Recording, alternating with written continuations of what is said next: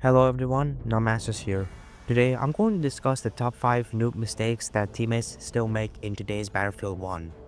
This idea was inspired by a YouTuber named Roge9, I hope I pronounced his name right, and I thought it would be a cool idea to make a remake of what noob teammates make in today's BF1, especially to those who enjoy watching a part 2. So if you're curious to learn, please feel free to watch. Let's get into the video. Number 1. Capping as an attacker operations. One of the most common occurrences of losing an operation match as an attacker is that most people, including snipers and LMG players, go in the very back of the map trying to snipe and laser a clueless noob that is sitting on a flag 500 meters away. They're not even aware of the fact that they're actually playing as an attacker that has a different objective than a defender.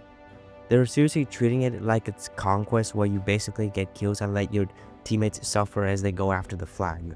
So to all of those players, stop now. If you're an attacker in any operation map, your top objective is to push forward and assist your teammates while capturing flags, not go in the very back and just lazily sit on a random mountain as a way to get kills and help your teammates. Camping as an attacker does absolutely almost nothing to assist your teammates to capture a flag and push to the next sector. Sure, you might kill one enemy, and then what? That's not enough to go to the next sector and secure victory. So for the last time, if you're an attacker, please get up and help. Otherwise, go switch teams and play as a defender, or quit operations altogether. Number 2. Placing traps in dumb and obvious spots. This is the most frustrating part I commonly face when playing for the Vox. This also happens when my teammates and I were facing a group of enemies in the hallways as we constantly spam grenades.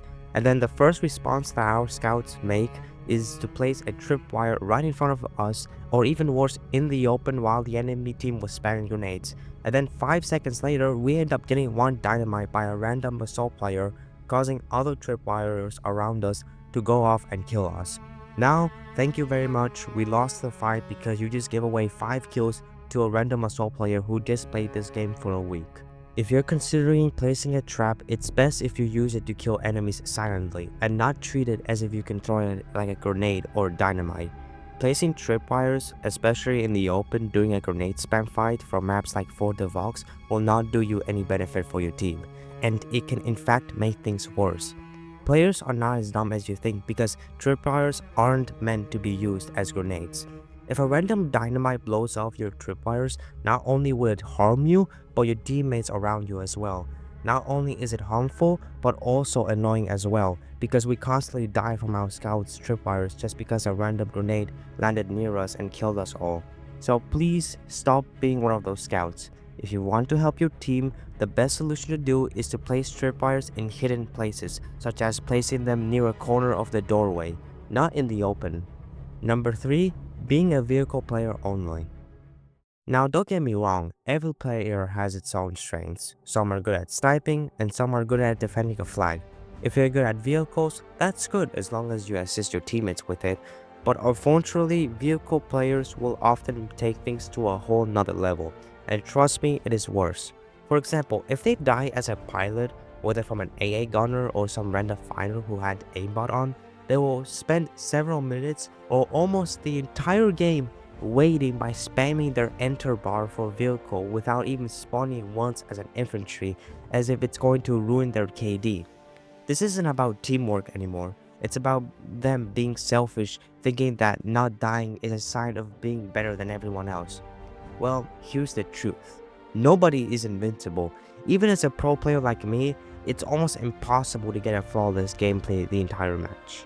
Not only that, delaying your help to your teammates by not spawning as an infantry can be a bad thing, because if something bad happens where you could have stopped it from happening by helping, you could lose a flag, delaying your team's progress, or even worse, losing the entire match. So it can be the main reason why you experience bad matches.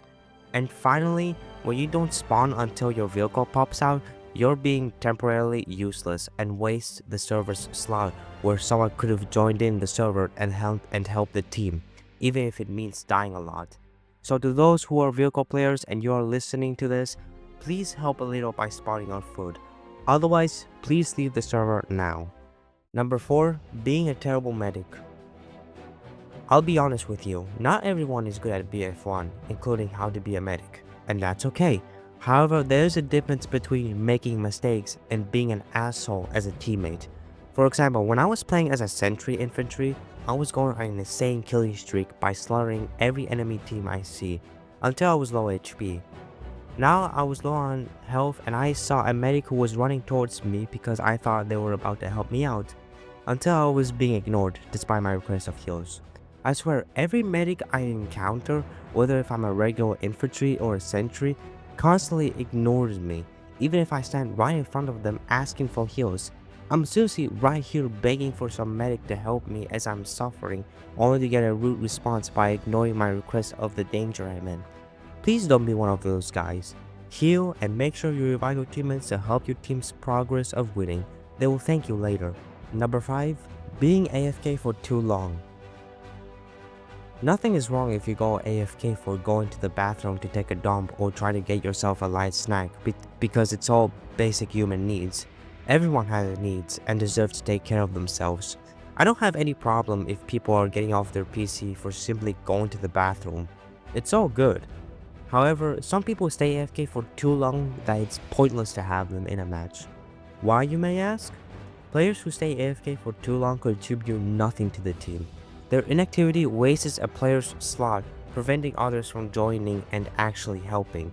Sitting in the menu screen for 50 minutes straight does more harm than good. It slows down progress and feels disrespectful, almost like you're intentionally ruining the experience for everyone else by just occupying a spot. What's the point of having teammates who do nothing for the next 10 minutes while I'm stuck with only 50 active players and the enemy team has nearly 30 players ready to dominate the match? It's frustrating and honestly, it turns you into a wasted player slot. So please, if you plan to go AFK for a long time, I strongly suggest leaving the match and coming back only when you're ready to actually play. It's one thing that all players like me ask for. Anyways, that's the entire video and everything that I have to share for today. If you enjoyed this video and learned something useful, make sure you like and subscribe at the same time. If you don't want to but only like the video, that's fine. If you don't want to do both either, that's okay too. You can continue watching other videos without any problem. I hope you have a good day, evening or night, and I'll see you all in the next video. See ya.